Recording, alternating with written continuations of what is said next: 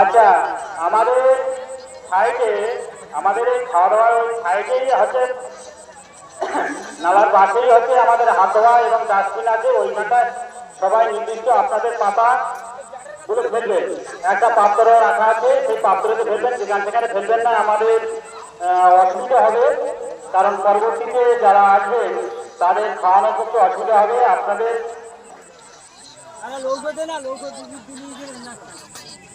আপনারা আমাদের সঙ্গে সহযোগিতার হাত বাড়িয়ে দিয়ে এই মহাপ্রভুর অনুষ্ঠানটাকে সাফল্য করে তুলবেন, সবাই সহযোগিতা করবেন।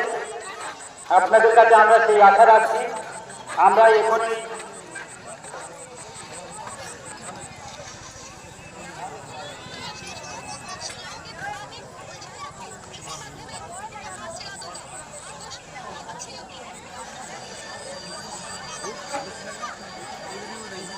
হ্যালো।